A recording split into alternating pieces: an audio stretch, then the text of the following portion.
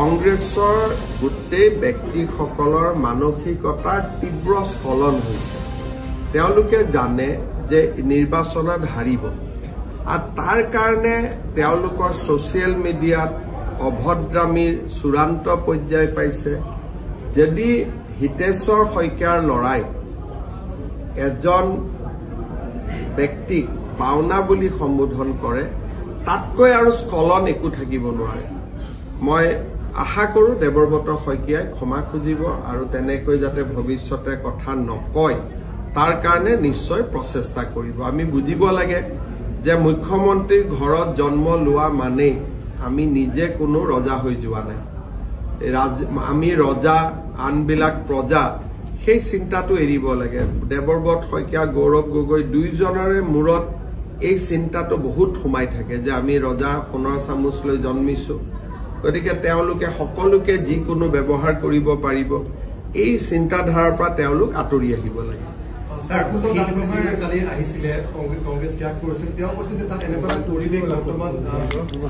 আপোনালোকে প্ৰফুল্ল দাসক কেতিয়াবা লগ পাই সুধিব যে কংগ্ৰেছত কিমান চেৰোগেট একাউণ্ট আছে।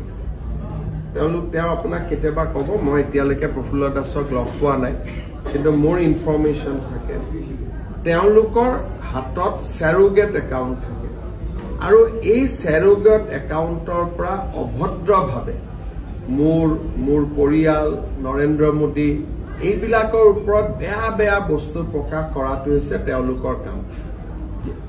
যাৰ ব্যক্তিত্ব আছে বা অলপ হ'লেও মানুহৰ ক'ব গ'লে যে বিবেক আছে, তেওঁলোকে এই কামটো কৰিব নোৱাৰে। এই চেৰোগেট একাউণ্টবিলাক তেওঁলোকে ৰাখিছে অকল মানুহৰ মান সন্মান নষ্ট কৰাৰ বাবে। আৰু কেতিয়াবা আপোনালোকে যিজনে ৰিজাইন দি আহিছে, মই কথাও পতা নাই, মই আগতে কংগ্ৰেছত থাকোঁতে তেওঁক জানিছিলোঁ, এইকেইদিন মই কথা পতা নাই। কেতিয়াবা আপোনালোকৰ ষ্টুডিঅ'ত বহাই কথা পাতিব, তেওঁলোকে আপোনালোকক বহুত কথা মানে যিবিলাক আমি ভাবিব নোৱাৰোঁ, য'ত তেওঁলোকৰ ছ'চিয়েল মিডিয়া ৱাৰ ৰুমত যিবিলাক হৈ থাকে, ভুৱা কাগজ বনোৱা, ভুৱা AI কৰা, গোটেই Congress nationally they have develop a system, আৰু ইমানেই বেয়া ছিষ্টেম যে তাক কোনো কল্পনা কৰিব নোৱাৰি। মানে চব মই কি কৰে, কি ক'ত অপ'জ কৰে, ক'ত ছাপোৰ্ট কৰে, মই সেইবিলাক নাজানো, তেওঁৰ অভিজ্ঞতা থাকিব।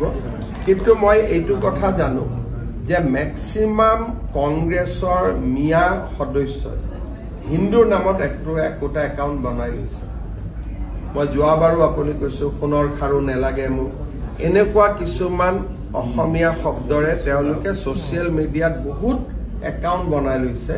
সেই একাউণ্টবিলাকৰ অৰিজিনেল অ'নাৰ হ'ল মিয়া মুছলমান, আৰু চবেই একোটা হিন্দু নামত একাউণ্ট বনাই ৰাখিছে। আৰু অসমত এটা সামাজিক আনৰেষ্ট আনিবৰ কাৰণে ফেচবুকটোক ব্যৱহাৰ কৰে। ইয়াৰ ওপৰত আমাৰ যথেষ্ট নজৰ আছে। ইলেকশ্যন কাৰণে মই কিছুমান কাৰেক্টিভ ষ্টেপ লোৱা নাই। ইলেকশ্যনৰ পিছত যদি আমাৰ চৰকাৰ আহে, আপোনালোকে দেখিব যে তাত ক্ৰেকডাউন হ'ব। কাৰণ ছ'চিয়েল মিডিয়াত ডিচেপ্টিভ কেৰেক্টাৰ লৈ এই ধৰণে ৰাইজৰ মাজত সোমোৱাটো এটা নীতিগতভাৱে বিৰোধী কাম। প্ৰফুল্ল দাসে কি কৈছে কি কোৱা নাই তাক মই ভাল কৰি, তেওঁৰ লগত মই লগো পোৱা নাই। 9 তাৰিখে তেওঁ বিজেপিত জইন কৰিম বুলি কৈছে। জইন কৰাৰ পিছত দেখা সাক্ষাৎ হ'লে মই কথা পাতিম। তেওঁলোকৰ এটা নেশ্যনেল ছিষ্টেম আছে। আপোনালোকে কেতিয়াবা তেওঁলোকৰ সুপ্ৰিয়া চিনেদাদিৰ ফটো দেখিব, নিজেই আপলোড কৰে, পিছফালে শ কম্পিউটাৰত ল'ৰা ছোৱালী বহি থাকে। এইটো কি হ'ল ছ'চিয়েল মিডিয়া? ছ'চিয়েল মিডিয়া মানে কি? আপোনাৰ মোৰ ব্যক্তিগত, মোৰ মোবাইলৰ পৰা পোষ্ট দিম, মই ৰাহুল গান্ধীক ছাপোৰ্ট কৰিম, অপ'জ কৰিম। তেওঁলোকৰ নিজৰে ফটো থাকিব, ফটোৰ পিছফালে শ কম্পিউটাৰ থাকে। তাৰ মানে কি? তাৰমানে সেই শ কম্পিউটাৰত বহি তেওঁলোকে বিভিন্ন নামত একাউণ্ট চলায়। মই কেইবাটাও পোষ্ট দেখিছোঁ, বহুত মানুহ ওলাই আহে এনেকৈ হাত চাপৰি মাৰে ক'ৰবাত ইলেকশ্যন জিকিলে। সেইটোতো কোনো ৱাৰ ৰুম, কণ্ট্ৰল ৰুম হ'ব নোৱাৰে। পলিটিকেল পাৰ্টিৰ ৱাৰ ৰুম কি? ক'ত পোষ্টাৰ পঠাইছোঁ, ক'ত কি পঠাইছোঁ, ক'ত মেনিফেষ্টো পঠাইছোঁ। যদি 100টা কম্পিউটাৰ লৈ আপুনি বহি আছে, এইটোতো ৱাৰ ৰুম নহ'ল। তাৰ মানে আপোনালোকে কন্টেন্ট ক্ৰিয়েট কৰে আৰু বেলেগৰ নামত তাক পোষ্ট কৰে এইটোৱে বুজায় গতিকে আপোনালোকে ৰাজীৱ ভৱনতো যাব ৱাৰ ৰুম বনাই থৈ দিছে তাতে আমি থাকোতে ৱাৰ ৰুমত আছিল মেনিফেষ্টো পোষ্টাৰ